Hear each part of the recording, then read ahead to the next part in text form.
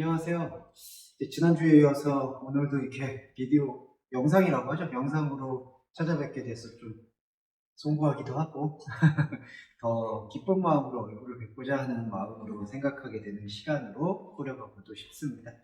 오늘은 지난주 예배에 이어서 그 계시록에 대한 어떤 세부적 결론들을 좀 파헤쳐 볼게요. 지난번에 저희가 그 전체적 비전을 좀 살펴봤고, 오늘도 그 전체적 비전에서 놓치고 있었던 부분들이 무엇인지 그것을 찾아보면서 지난주에 큰 스케치한 그림에 한 번 더 색을 입히는 시간을 갖는다. 그렇게 생각하시면 되겠습니다. 자, 처음부터 시작을 해볼까요? 그 일곱 교회의 논리에서부터 이제 좀 시작을 해보면, 지난주에 말씀을 드린 것처럼 일곱 교회의 메시지는 바로 하나님이 원하시는 그 7이라는 숫자에 의한 하나님이 원하시는 완전함에 동화되는 우리 그리스도인의 존재 상태를 나타내고 있다. 그게 이제 일곱 교회에게 주시는 하나님의 메시지라고 볼 수가 있는데요. 그 맥락에서 일곱 교회에 대한 교훈의 측면들을 좀 살펴볼게요. 그 에베소 교회에 대해서는 이런 교훈이 나옵니다. 첫 번째 교회였는데 2장 4절에 너를 책망할 것이 있으니 너의 처음 사랑을 버렸다. 이렇게 얘기해요. 처음 사랑이 뭘까요? 이 처음 사랑이라는 것은 우리가 어떤 처음에 했던 뜨거운 감정, 열정, 여기에 포인트를 둔다기보다는 이 서술을 사용하고 있어서 으뜸의 사랑이라고 표현할 수 있어요. 그래서 이 사랑은 하나님과의 관련된 영적 지식이라고 표현할 수가 있습니다. 그러니까 에베소 교회한테 책망하는 부분이 매우 큰 거죠. 왜냐하면 처음 사랑을 버렸다라는 것은 초기에 가졌던 신앙의 뜨거움을 버렸다라는 얘기가 아니라 하나님을 존재로서 이해하고자 하는 그 의지와 생명의 영적 노력이 지금 저버렸다라는 것을 암시하기 때문에 그렇습니다. 그러니까 5절에서는 어디서 떨어졌는지 생각하고 회개하고 처음 행위를 가져라 이렇게 얘기하잖아요. 이게 어떤 자신의 신앙 초기로 돌아가라는 얘기가 아니라 내가 가지고 있는 교회라는 것에 대한 근본적인 이해를 다시 해라. 이렇게 이해해 볼 수가 있겠고요. 자, 두 번째로, 두 번째 교회의 예를 들어볼게요. 서문화 교회죠. 서문화 교회에서, 죄송합니다. 서문화 교회는 넘어가고, 그 다음에 버가모 교회로 들어갈 때, 버가모 교회에서는 어떤 것들에 대해서 지적을 하셨느냐, 2장 14절에 보시면, 그 발람이 발락을 가르쳐 이스라엘 앞에 올무를 놓아 우상의 제물을 먹게 하고 행음하게 하였다. 자, 여기서 우상이라는 것의 포인트가 중요해요. 어떤 것을 사도 요한은 우상으로 보고 있느냐? 이스라엘 앞에 스칸달리죠. 올무를 놓은 것을 우상이라고 보는 겁니다. 그 얘기는 이스라엘이라는 의미를 다시 읽으라는 얘기로 우리한테 들려야 돼요. 그럼 이스라엘의 의미를 다시 읽는다는 건 뭐냐? 구약의 전체적 비전으로 정리해보면 율법을 복음으로 읽어라. 그 얘기가 바로 우상의 제물을 먹지 않게 되는 거라는 겁니다. 그럼 반대로 얘기하면 그 율법을 복음으로 읽지 못하고 있는 구약에 대한 이해, 그러니까 이스라엘을 인간이 지배하는 땅에 대한 것으로 이해하고 있는 그 반쪽 이해는 결국 우상의 제물에 참여하는 결과밖에 안 된다는 것이죠. 이게 교회한테 주고 있는 교훈이라는 것은 상당히 의미심장한 부분으로 우리가 받아들여야 될 것 같아요. 또 하나가 있습니다. 두아디아 교회죠. 2장 20절에 보면은 두아디아 교회를 칭찬하면서 사도 요한이 하나님의 말씀을 대언해서 이렇게 말을 하고 있어요. 2장 20절을 보시면 그러나 너에게 책망할 것이 있다. 선지자라 하는 여자 이세벨을 윤합한다 라고 되어 있습니다. 자, 이세벨이라는 용어가 등장을 했고, 또 하나는 아까 버가모 교회에 이어서 우상의 제물을 먹게 하고 행음을 한다라는 얘기가 나와요. 포르네이아스, 그리고 여기서의 20절에서 행음이라는 단어 역시도 포르네이아스가 사용이 되고 있는데, 자, 이세벨이라는 상징은 어떤 상징이냐 하면 여성인데 생명을 받아들이지 않고 생명이 아닌 하나님과는 관계없는 것을 출산하는 그런 것들을 잉태하는 존재를 음녀 이세벨이라고 표현을 합니다. 여기는 시대적 한계가 있어요. 그 당시에는 이게 눈에 보이는 물리적인 남성을 우선시했고 여성들에게 뭔가 음행과 음행하지 않음을 구별했던 시대적 한계는 있기 때문에 그 한계는 인식하고 들으셔야 되겠는데, 그걸 넘어서서 우리가 보게 되면 우리의 오늘날의 말씀 인식은 남성과 여성이라는 물리적인 성을 뛰어넘어서 그리스도의 온전한 합함을 이루지 못하는 존재는 모두 우상숭배자고 이세벨이고 행음한다는 거죠. 그럼 여기서의 행음도 하나님과의 관계를 맺지 못하는 부적절 상태를 행음이라고 얘기를 하는 겁니다. 그러니까 지금 일곱 교회에게 주는 메시지들은 일관돼 있어요. 존재로서 하나님을 만나는 방식을 저버리고 우상을 숭배하고 내가 하나님과 거룩한 시부됨으로서의 위치를 놓치게 되는 관계. 또 하나는 실족하게 됨으로써 복음의 본질을 율법으로 치환시키고 있는 상태까지를 포괄하고 있다는 것을 우리가 여기 놓치지 말아야 될 것 같고요. 그 다음에 한 가지, 이거에 반대돼서 그렇다면 우리는 어떻게 교회다움을 회복할 수 있게 되느냐, 거기에 대해서 말씀이 정확히 얘기하고 있는 부분이 있습니다. 계시록 3장 8절을 보시면 이게 이제 빌라델비아 교회에게 주시는 예언인데, 8절에 이런 표현 나와요. 열린 문, 닫을 사람이 없다. 그런데 우리가 주목하는 부분은 이 열린 문에만 조금 주목하는 경향이 있어요. 그런데 이 사도 요한이 하나님의 말씀을 대언할 때의 강조점은 바로 이 부분입니다. 3장 8절에 너희가 빌라델비아 교회에게 말하는 거죠. 너가 너의 행위를 알고 있다. 너가 적은 능력을 가지고도 내 말을 지키고 이름을 배반하지 않았다. 적은 능력이 강조됩니다. 그런데 우리가 이 신약 성경에서의 용법 사용에서 적다라는 뜻은 사실 없다라는 뜻으로 귀속이 돼요. 믿음이 없는 자들아, 믿음이 적은 자들아, 이런 것들은 다 믿음이 없다라고 볼 수 있습니다. 그런데 여기서 지금 빌라델비아 교회에게 하나님께서 주시는 것은 적은 능력을 갖고도 말을 지켰다는 뜻이거든요. 그럼 그 얘기를 다시 풀어보면 능력이 없는데 그걸 지켰다는 거예요. 이게 인간의 생각하고는 차이가 있죠. 인간의 관점에서는 어찌됐든 옛날 말로 비빌 언덕이 있어서 그걸 재료 삼아서 뭔가를 성취하는, 그게 바로 원인과 결과라는 것으로 볼 수가 있습니다. 그런데 하나님께서 우리 교회에게, 저와 여러분에게 주시는 말씀의 본질은 능력이 없는데, 그러니까 인간적인 생각으로는 어떠한 능력도 없는데 그 없는 능력으로 하나님의 말씀을 지킬 수 있다. 오히려 역설적으로 능력이 없을 때에만, 우리가 생각하는 인간적인 능력과 기대가 없을 때에 하나님의 말씀을 지키게 되고 하나님의 이름을 배반하지 않게 되는 그러한 결과를 낳게 된다라고 이해해 볼 수가 있는 거죠. 그래서 우리가 이 일곱 교회에게 주시는 메시지를 이렇게 종합을 해보면 하나님과 아닌 다른 것의 신부가 되어서, 그걸 로마서에서 전남편 비유라고 하죠. 하나님이 아닌 다른 것에게 종속이 되어서 하나님인 것처럼 행세하는 그 스칸달리죠. 올무에 빠져있는 상태. 그럼으로써 존재이신 하나님의 보내신 자 그리스도 예수를 흡수하거나 받아들이지 못하는 총체적인 상황이 교회를 교회답지 못하게 만드는 상황이고요.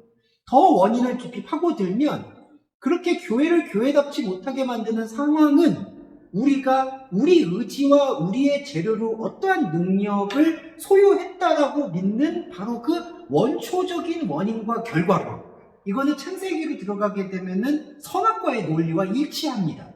그 선악과의 논리에 대한 예본이 끊어지는 것이 오히려 하나님 말씀을 온전히 바라보는, 그 말씀을 지키고 그리스도의 이름을 배반하지 않는 유일한 길임을 일곱 교회를 통해서 밝히고 있다는 겁니다.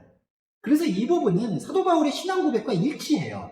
내가 그리스도와 함께 죽고 그리스도와 함께 살아난다. 이거는 또한 공간복음서와 요한복음에서 말하는 예수님의 절정사역과 동일합니다. 십자가와 부활.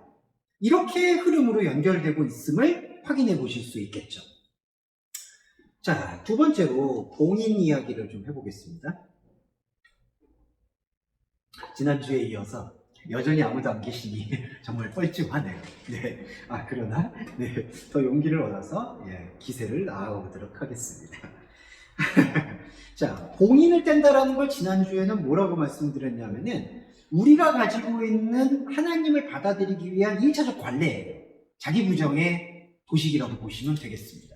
그 봉인을 뗀다는 거는 진리에 반응하고 똑같거든요. 감춰져 있는 것을 드러낸다는 뜻이에요.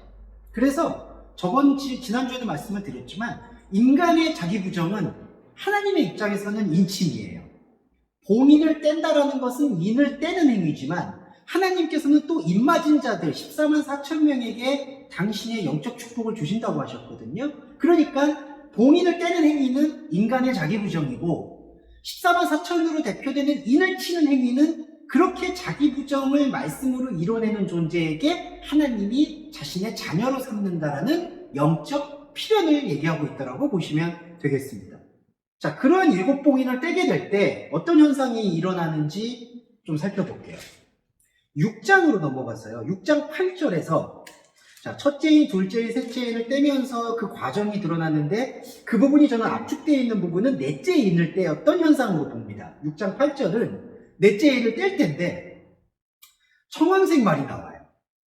청황색이라는 이 클로로스라는 이 형용사는 아주 창백하다는 뜻입니다. 창백하다라는 것에 대한 것은 죽음을 뜻해요. 그러니까 창백한 낯빛을 갖고 있다. 청황색 말이라는 것은 죽음의 색깔을 상징합니다. 근데 이게 매우 차분하고 부드럽고 안정적이에요. 그러니까 매우 차분하고 부드럽고 안정적인 바탕에 사실은 죽음의 색채를 감추고 있는 것을 묘사할 때 청황색 말이 등장을 하는데 청황색 말이 나오는데 탄자의 이름은 사망이니 음부가 그 뒤를 따라가요. 자, 사망, 아까 죽음의 색깔이었죠. 음부는 왜 따라가는 걸까요? 사망과 음부는 어울리지 않아요. 인간적 생각으로는. 왜냐하면 인간적 생각에서 사망은 존재의 소멸을 뜻하는데 음부는 뭐냐 하면은 끝이 없는 구렁이란 뜻이에요. 하데스입니다. 그러니까 끝이 없는 구렁이라는 뜻, 알아볼 수 없는 깊이. 그러니까 그거는 계속 지속된다는 뜻이거든요. 그러면 여기서 말하는 사망은 그렇다면 결국 둘째 사망을 얘기하는데 영원한 사망이라고 얘기할 수 있겠고 존재가 소멸되는 사망이 아니라 존재는 영원히 지속이 되는데 그 존재가 하나님과 전혀 만날 수 없는 상황, 그게 바로 음부가 뒤따르는 사망이다. 이렇게 정리해 볼 수 있겠죠. 자, 봉인을 뗄 때 그러면은 왜 죽음의 말이 나올까요? 이게 바로 우리 존재의 모습이에요. 그러니까 아까 제가 봉인을 떼는 걸 자기 부정이라고 말씀을 드렸잖아요. 우리가 이 말씀을 인식을 할 때 자기 부정을 경험해야 되는 거예요. 그 자기 부정 경험에 이게 또 나오죠. 후반부 구절에 저희가 땅 4분의 1의 권세를 얻어 검, 흉년, 사망, 땅의 짐승으로 죽인다. 4분의 1의 권세라는 건 인간이 쌓아 올리고 있는 문명의 바벨탑을 상징합니다. 그 문명의 바벨탑을 내 안에 쌓아 올렸던 인간의 죽음의 욕구가 스스로 죽이고 있다는 거예요. 그러니까 자기 부정의 봉인을 떼고 나면 우리에게 나타나고 남는 것은 인간적인 욕망이 초토화되어 있는 모습, 그 부분을 발견하는데 집중될 수밖에 없다는 뜻이죠. 자, 그리고 인간적인 욕망의 초토화는 자기 존재의 기반의 균열과 연결이 됩니다. 그러니까 자기가 지금까지 믿고 있었던 이른바 말뚝을 받고 있었던 것들이 근원적으로 흔들리는 걸 경험하게 되는 게 6장 12절에 여섯째 인을 뗄 때 나타나요. 6장 12절에 여섯째 인을 떼실 때의 큰 지진, 해가 검어지고 달이 피로 변합니다. 그리고 이제 쭉 이어져요. 13절과 14절에 보시면은 하늘이 축이 말리는 것 같이 떠나가고 산과 섬이 흔들려요. 자, 이 얘기는 뭐냐 하면 사람이 태어나서 생활하고 자라나는 데 있어서 현상적으로 당연하다고 여겨왔던 이걸 이른바 기축이라고 하거든요. 그러니까 의심 없이 받아들였던 것. 그러니까 사람이 현상세계를 살아가면서 당연히 이런 거는 일어나는 거야 라고 생각해왔던 그러한 기준들이 흔들리는 거예요. 제가 말씀드리고 싶은 부분은 그리스도인에게는 바로 이러한 신앙의 균열이 필요한 겁니다. 그러니까 이 균열은 불안의 균열이 아니라 마땅한 하나님을 향한 영적 자기변혁이라고 보실 수 있어야 돼요. 무슨 얘기냐면 하나님의 관점에서 봤을 때에는 음부가 뒤따르고 있는 사망의 길을 걷고 있는 인간은 사실 한 번도 안정적인 적이 없어요. 늘 불안과 공포에 시달려 있는 게 맞아요. 그런데 인간의 관점에서는, 특히나 바벨탑을 쌓고 있는 인간의 관점에서는 오히려 하나님이 볼 때는 불안한데 우리가 볼 때에는 하나님이 볼 때 불안한 행동이 우리에게는 안정감으로 다가온다는 겁니다. 계시록은 바로 그것에 대해서 냉엄하고 엄중하게 깨닫게 해주는 거예요. 그래서 우리가 말씀 행위를 한다, 곧 예배를 한다라는 것은 일시적인 어떤 감정이나 영혼의 평화를 찾으려고 믿는 게 아니라 예수님께서 평화가 아니라 칼을 주러 오셨다라고 말하듯이 우리가 당연하게 믿고 있었던 그 사망 상태를 폭로함으로써 하나님의 진리 체계로 편입할 수 있는 첫 시작점을 열었다라고 볼 수가 있는 겁니다. 그러니까 계시록은 바로 그 비전을 우리한테 제시해주고 있는 거죠. 자, 봉인을 이렇게 떼요. 그리고 이제 7째 봉인을 또 떼면서 자 넘어가는 게 뭐가 넘어갈까요? 7장으로 보시면 봉인을 떼면서 이제 그 과정들을 지난주에 한번 말씀을 드렸는데, 자, 어떤 존재들이 등장을 하느냐. 15절에, 실장 15절에 볼게요. 그들이 하나님의 보좌, 이게 뭐냐, 이제 어린 양의 피로 옷을 씻은 존재들, 하나님의 보좌 앞에 있고 성전에서 밤낮 하나님을 섬김에 보좌에 앉으시니, 보좌에 앉으시니는 그리스도 예수를 뜻합니다.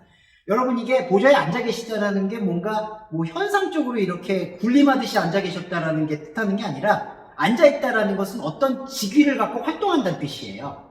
그러니까 보좌에 앉았다라는 것은 하나님에게 영적 권세를 위임받아서 우리와 함께 하겠다라는 의지 표현으로 보시면 됩니다. 그러니까 그리스도가 보좌에 앉았다라는 것은 우리와 함께 하시겠다라는 예언적이고 영적 행동이에요.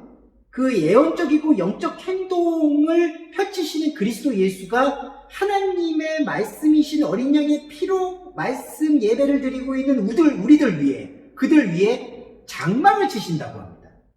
여러분, 이게 또 이제 신천지 특집 아니겠습니까? 신천지, 제가 다음에 이단의 계보에 대해서 좀 자세하게 좀 한번 동영상을 풀고 싶은 욕망이 있네요. 네, 그때 자세하게 좀 말씀드리겠는데, 한국의 이단 뿌리는 김백문이라는 사람으로 이루어지는 피라름 쪽과 그리고 장막성전으로 이루어지는 시한부 종말론 쪽으로 나눠져요. 지금 우리가 보고 있는 신천지는 후자 쪽입니다. 장막성전으로 대표되는 선택받은 자들의 시한부 종말론인데, 여기서 말하고 있는 스케노스라는 장막은 무슨 뜻이냐? 딱 한마디로 말씀드릴 때 있는 것은 바로 그리스도로 옷을 입는 행위를 스케노스라고 볼 수 있어요. 그러니까 좀 이따 나오겠지만 증거 장막이라고 표현되잖아요. 그리스도를 증언할 수 있는 그리스도인은 그리스도로 옷을 입었다라는 겁니다. 근데 이게 단순히 옷을 입었다라는 표현만이 아니라 이 옷을 입었다라는 표현은 신학적인 가장 중요한 용어인 디카이노신의 칭의로 연결이 돼요. 그리스도로 옷을 입었다라는 것은 바로 하나님께서 나를 그리스도로 인정해 주신다라는 겁니다. 의로 칭해 주신다라는 개념이에요. 그러니까 보좌에 앉으신 그리스도가 우리 위에 장막을 친다는 것은 우리를 옷 입힌다라는 겁니다. 그러면 자, 중요한 건 옷을 입었을 때요. 요즘에 이제 코로나 바이러스 때문에 고통을 입지만, 자, 그리스도의 옷을 입었을 때 가장 중요한 거는 수능이 필요해요. 어댑테이션. 이게 무슨 뜻이냐? 그리스도의 영적인 것이 우리 안에 흘러 들어왔을 때 그 영적인 피해와 생명의 순환을 내가 기꺼이 감당할 수 있는 체질이 되어야 됩니다. 그런데 우리 체질이 그런 것들을 모두 항체처럼 몰아내면은 어떻게 될까요? 옷을 입을 수가 없는 거예요. 살아남을 수가 없는 겁니다. 그러면 어떻게 될까요? 나의 존재 안에 사로잡혀 있었던 아까 봉인의 비유와 마찬가지로 내 하나님 없이 쌓아왔던 바벨탑의 존재가 말씀을 통한 발견을 통해서 절대적으로 부정돼야 되는 거예요. 이게 십자가 사역입니다. 그래서 예수님께서도 누구든지 자기 십자가를 지지 않으면 나를 따를 수가 없다라고 얘기한 게 일치하는 거죠.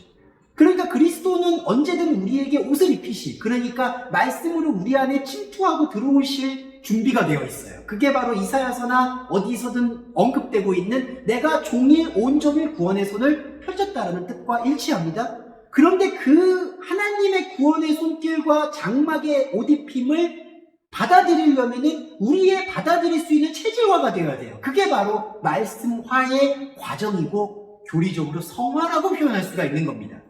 그런데 조금 죄송한데 풀어보면 그 성화가 아까 이스라엘의 올무 말씀드렸잖아요. 이스라엘의 올무는 뭐냐 하면은 하나님의 체질화가 되는 방향은 없는 능력을 우리 안에서 인식하고 인정하는 데 있는 것인데, 그게 아니고 도리어 하나님의 계시를 명령과 율법으로 받아들여서 그것을 통해서 하나의 시스템을 만들고 그것을 통해서 선악을 구분하는 기준으로 다시 삼아버리는 그러한 행태가 우리를 하나님의 자녀됨의 체질화를 가로막는 종교적 악습이 되어버린다는 거죠.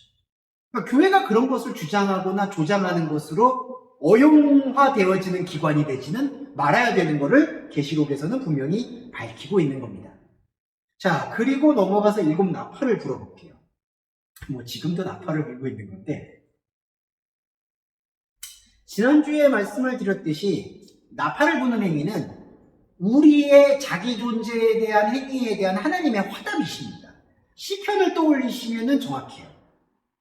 시편이라고 저는 정말 표현할 수 있게, 욥기도 마찬가지고, 우리가 하나님의 말씀에 반응을 보였던 게 봉인을 떼는 작업이었다면, 그렇게 봉인을 떼서 나를 드러내고 있는 나라는 존재, 여러분의 존재를 보시고 하나님께서 반응을 일으키시는 것을 바로 화답행위라고 봅니다. 그 화답행위가 바로 나팔을 부는 행위예요. 그 나팔을 부는 행위를 통해서 우리는 생명의 기름 부음, 나중에 나오겠는 그 마지막 3번째 대접을 쏟는 기름 부음의 차원으로 나아가게 되는 거고, 이걸 로마서에서는 믿음으로부터 시작해서 믿음으로 들어가는 영적 도점을 묘사하고 있습니다. 7 나팔을 불 때 그러면 하나님께서는 어떤 현상들을 우리한테 설명해 주시는지를 한번 살펴볼게요. 8장 7절하고 8절 보시면, 첫째 천사가 나팔을 부니 피 섞인 우박, 불, 땅에 쏟아져요. 8절에 보면 둘째 천사가 나팔을 부니까 산이 불붙어서 바다에 던져요. 그리고 주목하실 게 3분의 1이 타요. 자, 이건 중요한 건데, 아까 봉인을 뗐을 때 청황색 말을 타고 있는 존재가 4분의 1의 권세를 가져서 없애잖아요. 그건 뭐냐 하면 인간이 쏟고 있는 바벨탑의 욕망을 불태우는 건데, 이 하나님의 나팔을 부어서 나팔을 부르셔서 이 3번째가 피가 되어버리고 3번째가 태워버린다. 이거 언급드릴게요. 여기 3분의 1, 3분의 1 돼 있잖아요. 그런데 이 단어는 모두 풀어보면 서수, 그러니까 기수가 아니라 서수가 쓰여서 트리톤이 쓰였습니다. 이게 3번째라는 뜻이에요. 그러니까 이건 직역을 하면 7절에서는 수목의 3번째가, 땅의 3번째가, 8절에서는 바다의 3번째가 뭐 불에 붙었고 타고 불타버렸다, 이렇게 해석할 수가 있는 거죠. 그러면 3번째는 뭘까요? 바로 하나님의 선포 행위예요. 우리가 가질 수 있는 아무것도 없는, 인간이 할 수 있는 모든 것들을 하나님께서 붙잡아서 하나님께서 그 인간이 갖고 있는 모든 욕망의 체계를 그냥 불태워버리시는 거예요. 그러니까 이게 바로 자기 부정에 대한, 우리의 자기 부정의 고백에 대한 하나님의 온전한 화답이에요. 그러니까 우리는 뭘 고백했나요? 내가 쌓아 올렸던 4라는 숫자로 상징되는 인간의 바벨탑이 하나님 앞에서는 죽음이었습니다라는 것을 고백을 하잖아요. 그러면 하나님께서 뭘로 화답하시냐면은, 이제는 너희들이 하고자 하는 모든 의지의 응집체인 3이라는 숫자를 빌려서 그 모든 바벨의 욕구와 욕망을 내가 불태워주겠다라는 하나님의 대리 말씀 행위로 보실 수가 있는 겁니다. 이 대리 말씀 행위라는 표현을 자기해 주시면 좋을 것 같아요. 하나님이 말씀의 육신이신 그리스도 예수를 보내신 것과 마찬가지로 우리는 우리 안에 없는 능력이지만 하나님이 볼 땐 있는 능력이신 하나님의 보낸 자 그리스도 예수가 중동, 곧 역사를 해요. 그게 이제 카이로스의 역사인데, 그 카이로스의 역사를 통해서 우리가 더 이상 나아갈 수 있는 인간적인 방법으로의 종교성을 일말이라도 찾지 못하도록 그 모든 예봉을 꺾어내시는 겁니다. 그게 나팔 부는 행위의 기쁨인 거예요. 그래서 조금 제가 이제 좀 악동 같은 말씀을 드리자면, 그 찬송가 보면은 뭐 나팔 불 때 나의 인생 뭐 이런 거, 그래서 나팔 불 때 되게 좋아하시잖아요. 좋아할 거가 아닙니다. 이게 하나님의 화답행위는 정말 두려운 거예요. 어떻게 보면 인간적인 감정과 영역에서 볼 때에는. 그런데 이게 우리로 하여금 진짜 기름 부음과 진짜 충만함으로 나아갈 수 있게 하는 유일한 길임을 잊지 말으셔야 된다는 거죠. 그리고 9장 2절 보시면 무적행 등장해요. 9장 2절에 무적행을 여니 구멍에서 연기가 올라온다. 해와 공기가 그 구멍의 연기로 인하여 어두워지고. 자, 연기라는 단어를 쓰고 있는데요. 이 나팔을 뗄 때 하나님의 화답이시잖아요. 하나님의 화답에서 이 연기라는 의미를 쓰고 있는 것들은 사실은 중요한 게 실체가 없는 허상이라는 것을 동시에 밝히는 역할을 합니다. 구약의 제사를 보시면 그 수많은 제사들이 모두 연기로 귀속이 돼버려요. 그거는 하나님의 긍정적 관점에서는 세상의 것을 내려놓고 하나님의 세계, 영적 세계로의 편입을 뜻하는 의미로서의 긍정적인 반응이고요. 부정적인 반응은 인간이 추구하고 있는 욕망도 연기라는 뜻을 갖고 있는 거예요. 그러니까 사람이 제사 행위를 통해서 내가 깨닫고자 하는 본질은 내가 하고 있는 행위로는 하나님을 기쁘시게 할 수 있는 게 아니었구나라는 사실을 깨닫는 의미로서 제사가 쓰였다라면 이 무적행위라는 것에 대한 인식 역시도 우리의 인생 전체에서 그 꺼지지 않는 불못이 있는 것이 바로 욕망의 실체인데 그 욕망의 실체를 하나님께서 당신의 화답, 곧 나팔 소리로 들려주시니까 그 나팔 소리를 통해서 보고 나니까 한 줌의 재와 연기밖에는 없는 거라는 걸 보는 거예요. 그러면 이게 되게 중요한 게 그 한 줌의 재와 연기밖에 없는, 그러니까 그리스도의 말씀을 힘입은 존재에게서 봤을 때에는 이건 고통이 아닌데 우리 인간이 살고 있는 인간의 모든 육신의 삶 속에서는 이 모든 것들이 고통과 율법과 종교로 우리를 옥죄고 있는 현실을 발견하게 되는 겁니다. 그러니까 그리스도인은요, 이 영적 전쟁이라는 거는 이 간격을 최소화시켜야 되는 거예요. 무슨 뜻이냐? 하나님께서는 이 모든 인간의 욕망은 한 줌의 연기와 재라는 것을 우리한테 보여주시는 거예요. 그럼에도 불구하고 인간의 원죄적 욕망은 끊임없이 그것을 추구하는데 직간접적으로 노출이 되어 있습니다. 그러니까 나 혼자 독약청정할 수 있는 구조가 아닌 것이죠. 그러니까 하나님께서 봤을 때에는 고통은 없다라고 말씀하시지만 인간이 볼 때에는 현상적인 고통과 찌름 속에서 매번 노출되어 있는 이 간격을 최소화해달라고 하나님에게 요청하는 게 바로 영적 예배가 된다라는 거죠. 그러면 그 영적 예배를 통해서 우리가 하나님의 심리, 그러니까 이 마음의 깊이 속으로 파고들게 될 때 이 계시록을 읽게 되는 결과와 마찬가지로 우리가 이 땅에 살고 있지만 나는 이 땅에 사는 게 아니구나. 동시에 나는 이 땅에 사는 게 아니지만 이 땅에 사는 거구나. 그럼 제가 마지막으로 말씀드렸던 이 땅은 뭘까요? 계시록에서 말하는 새 예루살렘이라고 하는 나는 없으나 있는 것 같이, 있으나 없는 것 같이 하나님의 무한하심과 인간의 유한함을 동시에 소통할 수 있는 축복받은 존재자이구나 라는 것을 깨닫게 된다는 것입니다. 이 부분이 하나님의 나팔에 대한 인간의 영적 반응을 우리가 캐치해 볼 수가 있는 거예요. 그리고 이제 다른 천사들이 등장하는 그 영적 리프레시 과정, 지난주에 말씀드렸죠? 10장에 보면 이 영적 리프레시 과정에서 10장 2절 보실게요. 힘센 다른 천사는 영적 반응이었죠? 10장 2절에 그 손에 펴놓은 작은 책을 들었어요. 작은 책과 생명책의 연결관계를 말씀드릴까요? 작은 책이라는 게 9절에서도 등장해요. 10장 9절에. 내가 천사에게 나아가 작은 책을 달라 한즉 천사가 가로되 갖다 먹어버려라. 배는 쓰나 입에는 꿀같이 달다. 배에 쓰다는 건 뭘까요? 배는 이게 상징적으로 인간이 갖고 있는 그 어떤 활동 양식을 뜻해요. 근데 입은 그 활동 양식의 표현이에요. 근데 이게 모순이 뭐냐면 활동 양식의 표현은 달았는데, 그러니까 기꺼이 받아들이고 나는 이 작은 책을 잘 받아들일 수 있어요 라고 얘기했는데 말과는 다르게 나의 배라는 나의 존재의 기반은 그걸 못 견뎌하는 거예요. 쓰다라는 게 막 우리가 위산과다 이런 거 들어보셨죠? 못 견디는 상태, 이런 걸 뜻하는 겁니다. 그럼 작은 책이 뭘까요? 바로 이 작은 책은 생명책으로 연결되는 하나님의 그리스도의 지금 현상적 언어를 뜻하고 있어요. 현상적 언어인데 현상적 언어가 아닌 거죠.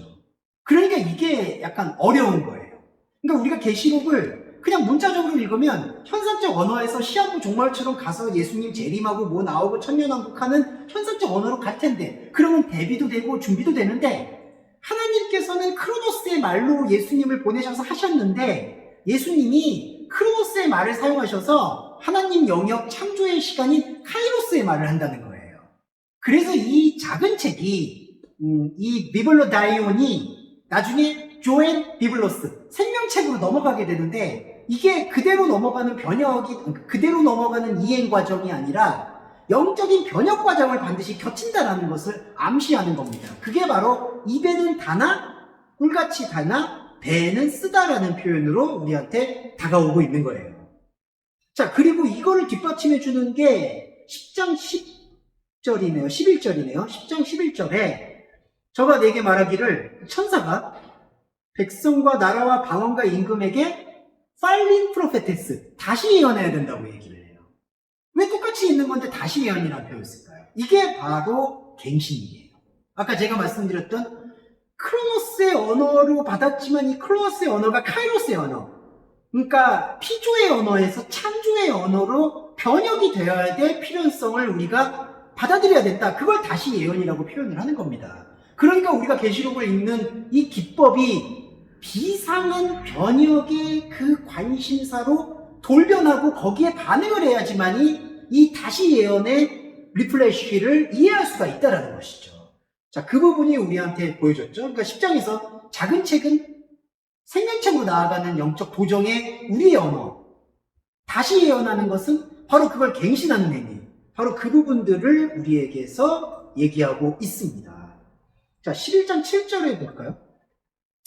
이 증거를 마칠 때에 무적행으로부터 올라오는 짐승이 저희로 더불어 전쟁을 일으켜 저희를 이기고 저희를 죽인다. 저희 시체가 큰 성의 길에 나온다. 자, 이게 뭘까요? 죽이고 이겨요. 그리스도인을 마치 선택받은 자들을 죽이는 것처럼 보이는데 이 묘사에 대한 중요성은 아까 무적행에 나온 연기하고 결합하면 동일합니다. 연기는 허상이에요. 그렇기 때문에 이 부분도 보시면 시체가 큰 성 길가에 지금 널브러져 있으리니 8장의 8절의 말씀입니다. 그 성은 영적으로 소돔, 애굽. 자, 이 얘기가 무슨 뜻이냐면 하나님이 볼 때에는 이것은 실체가 없는 상황이에요. 하나님의 선택받은 연합체의 입장에서 봤을 때에는 나의 존재는 시체일 수도 없고 어떤 것일 수도 없습니다. 그런데 하나님의 그때 롯이 아내가 뒤를 돌아봤을 때 소금 기둥이 된 것처럼 하나님의 관점에 대한 의식과 체질화에 내 마음과 생각을 집중하지 않는 존재에게는 이 돌아본 세상이 나의 시체와 나의 고통과 그리고 짐승이 지배하는 적그리스도가 지배하는 소돔과 애굽처럼 보인다는 것이죠. 자, 이 표현에서 우리가 주목해야 되는 건 이 8절의 푸니마티콘입니다. 영적으로 하면 소돔이고 애굽이다. 이 푸니마티콘은 서도 바울도 쓰던 용어인데요. 이거 되게 미묘한 언어입니다. 자, 영적 소돔과 애굽이 뭘까요? 자, 하나님의 영적인 반응에 온전히 규합된 존재에게 소돔과 애굽은 존재하지 않습니다. 그건 실체가 없는 거예요, 오히려. 왜냐하면은 말씀을 힘입은 존재에게는 영적인 실체가 실체이지 지금 보이는 세계는 오히려 그림자라고 얘기해도 과언이 아닌 것이죠. 자, 그런 맥락에서 봤을 때 영적인 소돔이라고 얘기하는 것은 이 소돔과 애굽이라는 것이 하나님의 나라에서 실체가 있다는 게 아니라 하나님 나라와 등을 돌리고 있는 원죄의 늪에 빠져있는 존재에게는 실체가 있다는 뜻이에요. 그 반대로 얘기하면 하나님의 나라를 이해하고 인지하고 그곳으로 들어서고 있는 존재에게는 이 영적인 소돔과 애굽은 실체가 없다라는 겁니다. 이게 바로 하나님께서 요한에게 주셨던 예언 중에 가장 궁극인 허상이라는 거예요.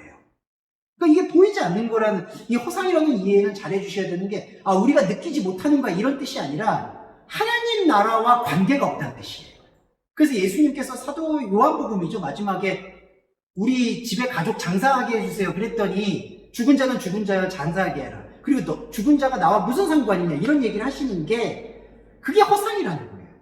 그러니까 잘 이해해 주시면 좋은 게 우리는 그 허상을 유한한 몸을 살고 있기 때문에 느끼지만 하나님이 볼 때에는 그 허상은 진짜 하나님의 나라는 아무 관계가 없는 하나님의 영적인 체질과 관계가 없는 상황을 얘기하고 있다. 그렇게 설명드릴 수가 있을 것 같네요.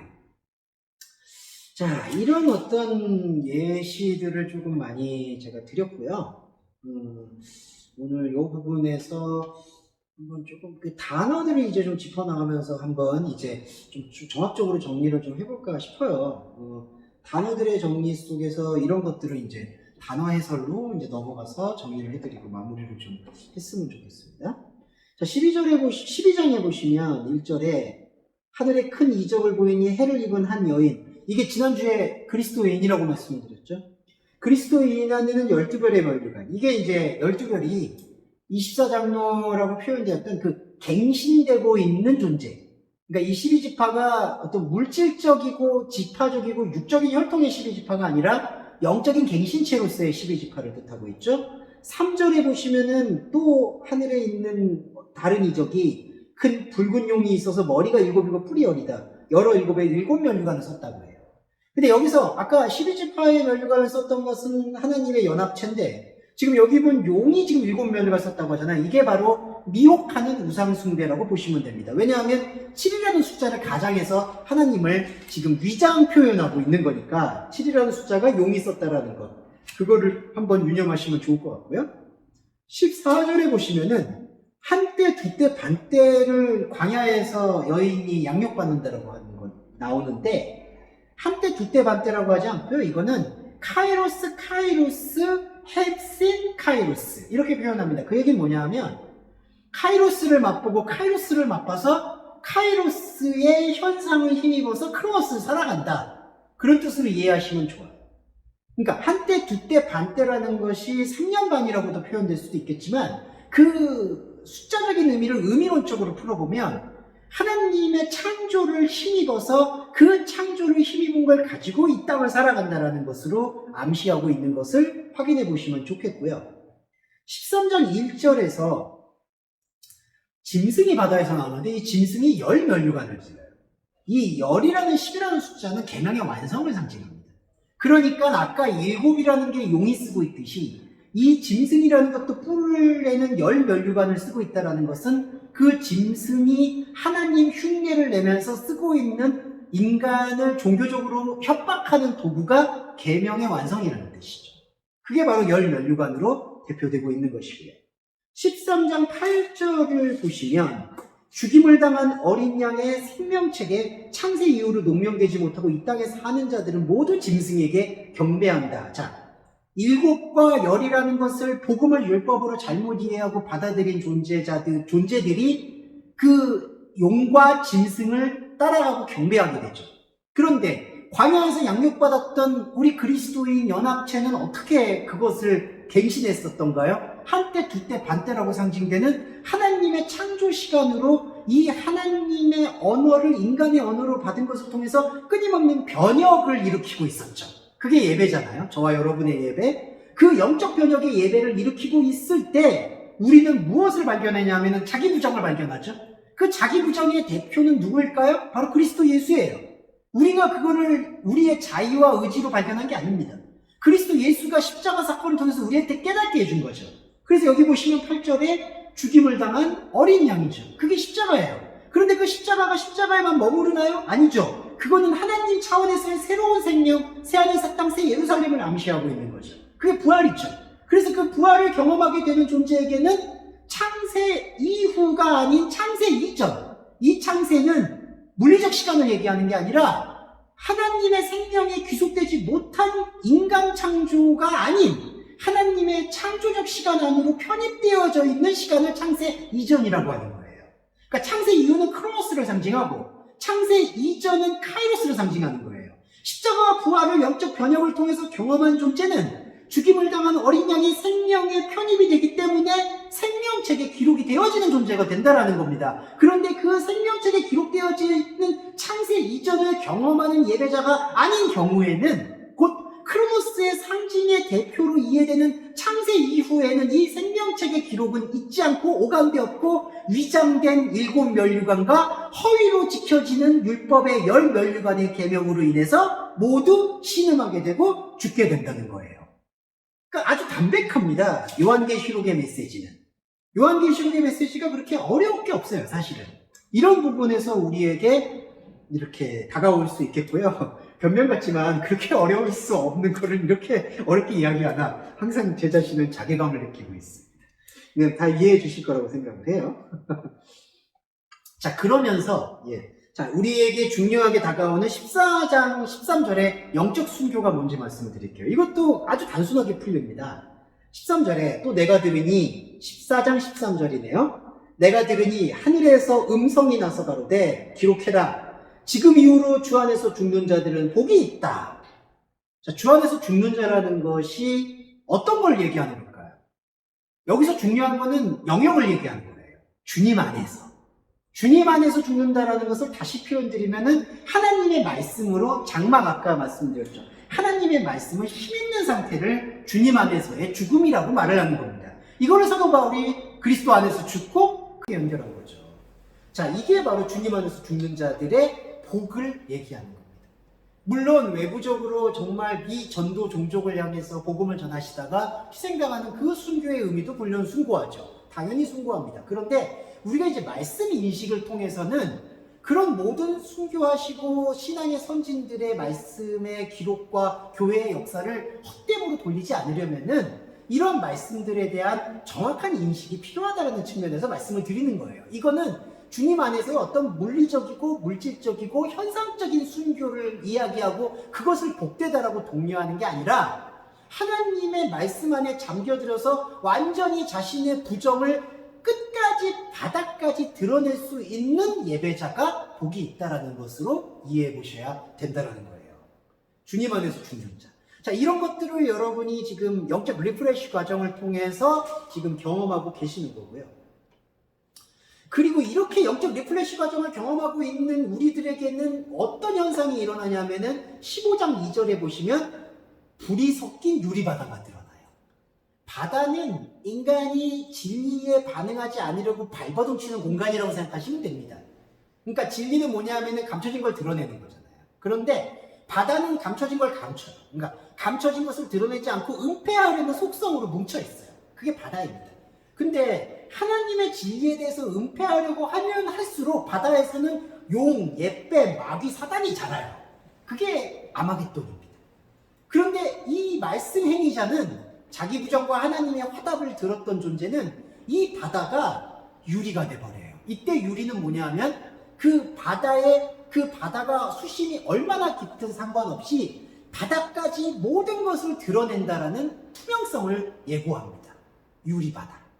그러니까 이 유리바다를 경험하게 되는 존재는, 그러니까 나의 존재에 감춰질 수 없는 모든 것들이 말씀을 통해서 드러남을 고백하는 존재는 바로 이 축복을 받는 거예요. 짐승과 우상과 이름의 수를 이기고 벗어난 자들이 유리바닷가에 설 수 있다는 거예요. 자, 그럼 이걸 다시 말씀드릴게요. 그러니까 그럼 나는 어떻게 해야지 유리바닷가에 설 수 있습니까? 라는 게 아니라 나의 존재 상태와 나의 의미가 바다인데 그 바다를 속속들이 하나님의 말씀을 통해서 드러낸 존재가 결국 짐승과 우상과 이름의 수를 이긴 자가 된다는 겁니다. 계시록에서 상당히 강조되는 게 바로 이 이긴 자 개념이거든요.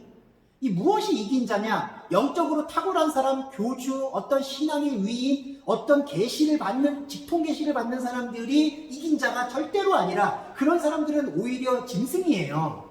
그냥 짐승입니다. 자기가 7면류관, 10면류관 쓰고 종교 행세하는 종교 사기꾼입니다. 그런 사람들이 이긴 자가 아니라 나의 존재의 철저한 무기력함을 발견하고 깨닫는 사람이 이긴 자라는 것.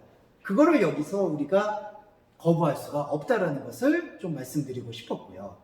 자, 이러한 과정들을 우리가 또 한 번 이제 겪어내면서 대접을 쏟는 과정이 등장을 하죠.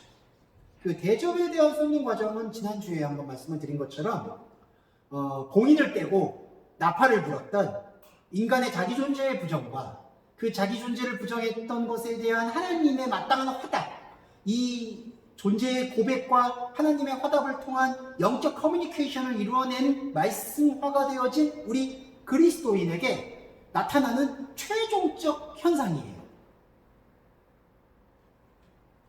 그 최종적 현상이 기름 부음인데 대접을 쏟았을 때 지난주 말씀드린 것처럼 넘치게 된다는 겁니다. 플레로마 현상이 일어나게 되는 거예요. 그 플레로마 현상이 일어나게 되면서 16장에서 여러 가지 이제 현상들이 등장을 하게 되죠. 거기서 저는 대표적으로 이제 일곱째 대접을 쏟을 때의 묘사를 조금 드리고 싶어요. 일곱 대접을 17장 1절에 등장하는데요. 또 일곱 대접을 가진 일곱 천사 중 하나가 와서 말하되 이리 와라. 많은 물 위에 앉은 큰 음녀에 받을 심판, 이게 바로 이제 어떻게 보면은 최종 심판이라고 얘기를 하는데, 사실은 이건 최종 심판이기도 하고 인간이 하나님과 선악과로 인해서 등을 돌렸던 것에 대한 가장 원상적인 복귀라고도 이해하시면 좋을 것 같습니다. 큰 음녀에 받을 심판이라는 게 처음에 7교회에서 그리스도와 연합되지 못하고 있는 전 남편에게 예속되어 있는 상태라는 설명을 드렸고요. 7대접의 충만의 마지막 결과로는 인간의 하나님 없음의 최종적 표지가 심판이라는 것을 명확하게 보여주는 것으로 이 충만을 갈무리하고 있다는 것. 그걸 한번 생각해 보시면 좋을 것 같은데, 7장 6절에 보시면은 이게 이제 중요한 장면으로 등장을 합니다.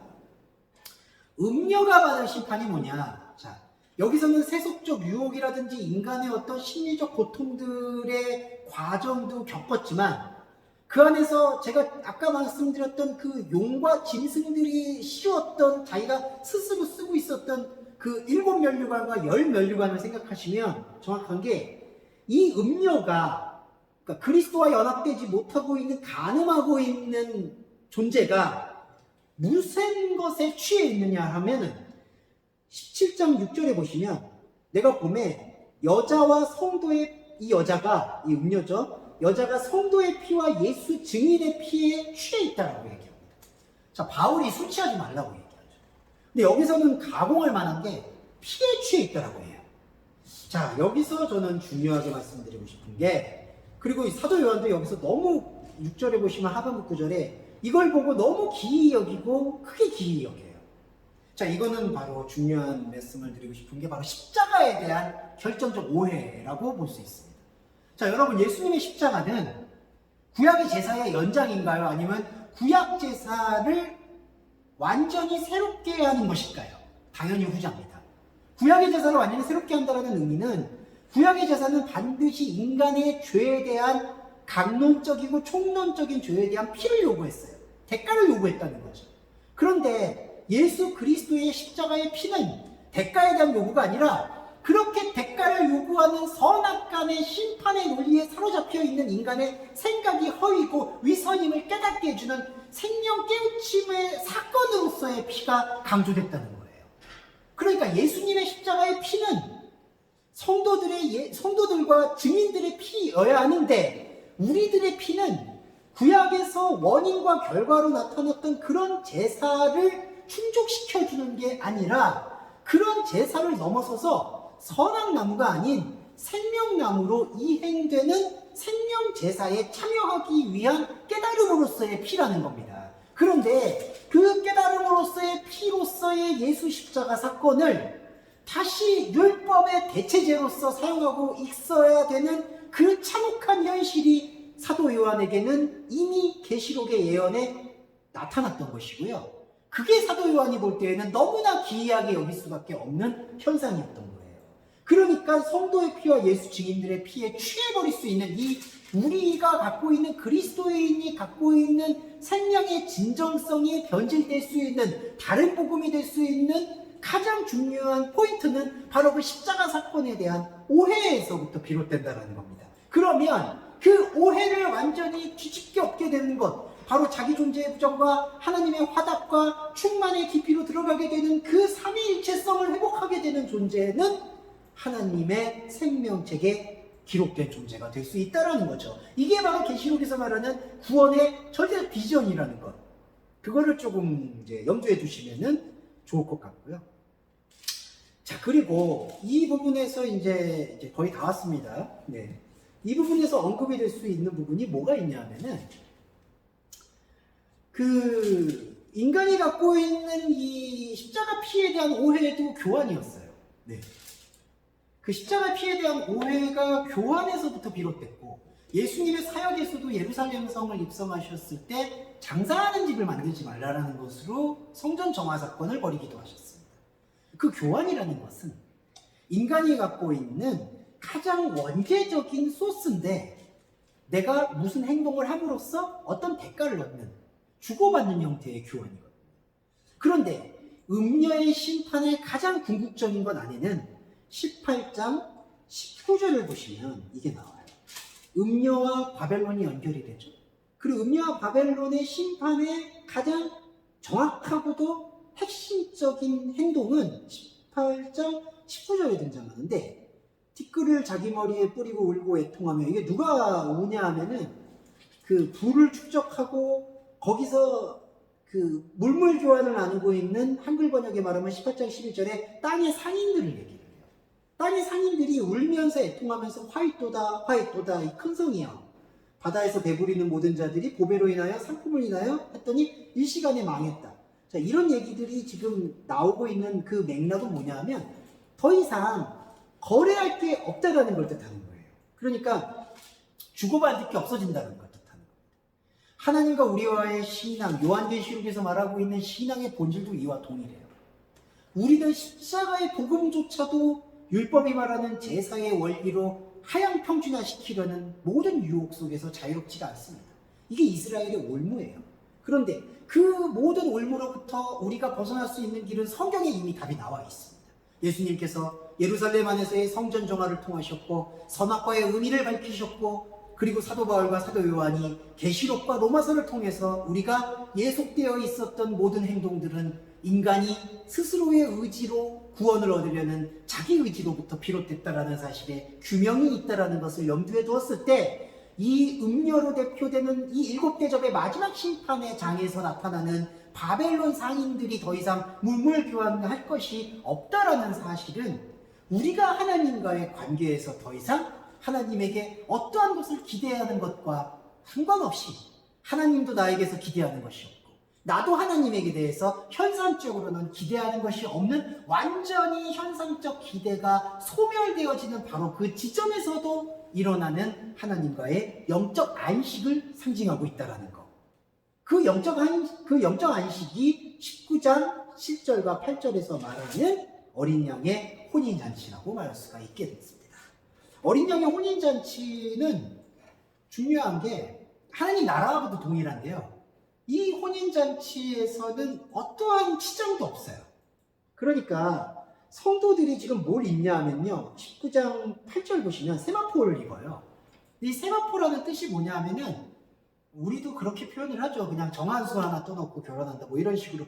이 세마포라는 건 가장 좋게 말하면 가장 검소한 어떤 의복을 뜻하고 있어요. 그러니까 이 혼인잔치의 사실은 그 화려함과 아니면은 일생에 한 번 있을 잔치에 대한 가장 그 배반적인 의미로 쓰이는 게 세마포거든요.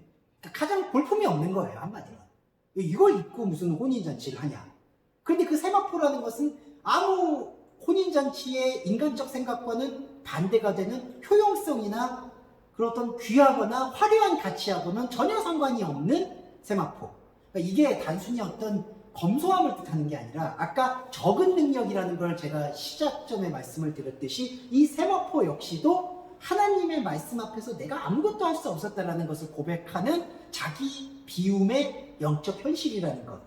근데 더 놀라운 거는 이 19장 8절에 세마포를 입었다라는 그 세마포를 입은 것을 성도들의 옳은 행실이라고 얘기를 합니다.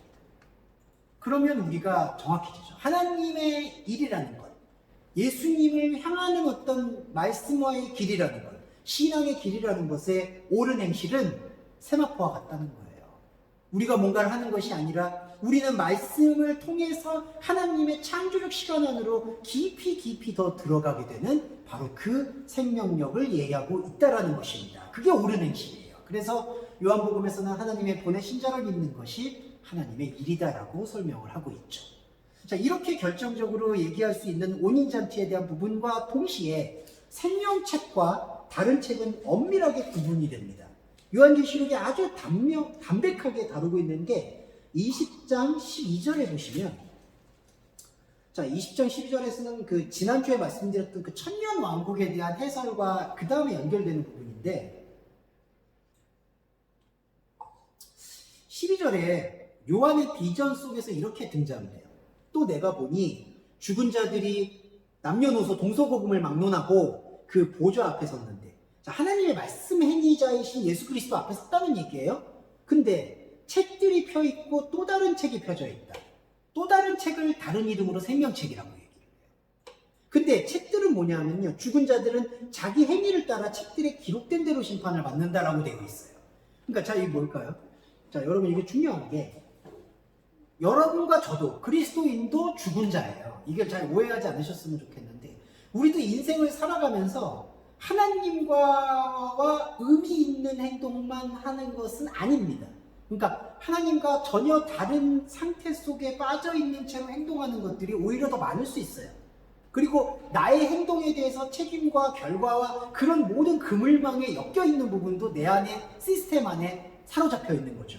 그런데 우리들은 다 그렇기 때문에 여기서 말하는 책들이에요. 이 책들은 원인과 결과에 의해서 심판을 받아요. 그러니까 원인과 결과가 있는 것 자체가 우리가 흔히 말하는 상급이라는 개념을 갖고 있는 것 자체가 안타깝지만 심판이에요. 그런데 그 책들 속에서 다른 책을 발견한다? 이게 바로 그리스도를 발견하는 겁니다. 그러니까 그리스도를 발견하는 이 다른 책이 생명책이 되는 거죠. 그러니까 그리스도인들에게 이 책들이 없다라고 생각해서는 안 돼요. 이 책들은 있어요. 내 행동에 대한 원인과 결과는 늘 따라붙어요. 하지만 그 행동과 관계없이 내 안에 파고들었던 이 다른 책, 첫째 부활에 참여할 수 있는 이 생명책, 그리스도의 반응, 바로 그 부분이 우리를 생명으로 인도하고 있다. 그걸 여기에서 설명하고 있다는 거죠. 네, 이렇게 요한계시록의 비전이 정리가 되는 것 같고요. 마지막으로 21장의 20절에서는 21장 20절이 맞나요? 이거를 제가 잘못 적은 것 같아요. 네, 22절이네요. 22절과 20절 말씀 마지막으로 좀 정리를 해드리겠습니다. 이게 좀 허무하게 들리실 수도 있는데, 자, 21장은 그 새 예루살렘에 대해서 언급을 하고 있거든요. 그러면서 21장 초반부에는 그 초반부에서 중반부 그 11절부터는 성곽을 이제 폴리스 도시라고 합니다. 새 예루살렘의 도시에 대한 묘사를 비교적 화려하고 상세하게 해요. 뭐 성곽이 벽옥으로 쌓였고 정금인데 유리 같고 척제는 옥수요, 남보석이요, 녹보석이요, 홍만호요, 홍보석. 저 아직도 이게 무슨 의미인지 잘 모르겠어요. 네, 그리고 이걸 왜 이렇게 치장을 해야 되는지 잘 모르겠어요. 아무튼 성곽, 폴리스는 매우 치장을 많이 합니다. 자, 근데 이게 중요한 게 22절로 들어가잖아요. 21장 22절에 보면 요한이 이렇게 얘기해요. 그 성 안에 있는 나오스, 성전은 내가 보지 못했다. 이 성전은 주 하나님 곧 전능하신 이와 어린 양이 성전이었다라고 자기가 깨달았던 바를 밝혀요. 여러분, 이런 것들을 우리가 어떻게 이해할 수 있을까요? 사람들이 갖고 있는 이 요한이 갖고 있는 이 문장에 대한 매우 놀라운 기법인데요. 사실 이렇게 되면 그 성곽이라고 하는 이 성전을 둘러싸고 있는 화려함은 완전히 허물어지는 겁니다. 왜냐하면 지금까지의 논지 속에서 이 성곽, 폴리스가 지시하고 가르치고 있는 궁극적인 게 그 안에 있는 엑기스는 성전이거든요. 성전은 곧 언약궤고. 그런데 성곽은 그렇게 화려하게 묘사를 했는데 성곽 안에 있는 성전은 없다라고 얘기한 거가 동일한 거예요. 그리고 그 성전을 곧 요한은 존재로 표현한 겁니다. 전능하신 자와 어린 양. 그러면 여러분, 전능하신 자와 어린 양 그리스도가 아까 말씀드렸던 성곽의 홍보석, 녹보석, 홍만호, 황호 여기에 휘둘릴까요? 그걸 힘입을까요? 안 그렇죠. 그러니까 요한이 얘기하는 게 에스겔의 얘기하고 똑같아요. 에스겔도 40장 이후에 성전을 매우 디테일하게 묘사하는데 성곽을, 그 성전과 언약궤에 대해서는 존재로 표현하는 것들을 우리는 찾아볼 수가 있습니다. 그러니까 이 얘기는 우리가 가지고 있는 현상세계에 대한 열망을 충족시켜주는 메시지가 아니라 현상세계를 넘어서 있어서 우리 안에 존재의 본질을 보여주고 있는 생명의 거룩함을 우리에게 비춰주고 있다. 그 부분을 조금 유념해서 정리해 보시면 좋을 것 같아요. 네, 지난주와 이번 주를 통해서, 지난주는 뭐 계시록의 어떤 스토리라인에 대해서 좀 설명을 드렸다면, 이번 주, 지금은 그 설명 안에 담겨 있는, 이걸 메타포라고 하죠. 그 단어와 문장의 쓰임새에 쌓여 있는 그리스도론에 대해서 좀 살펴봤습니다. 네, 오늘은 여기서 마무리하겠습니다. 건강 조심하시고요.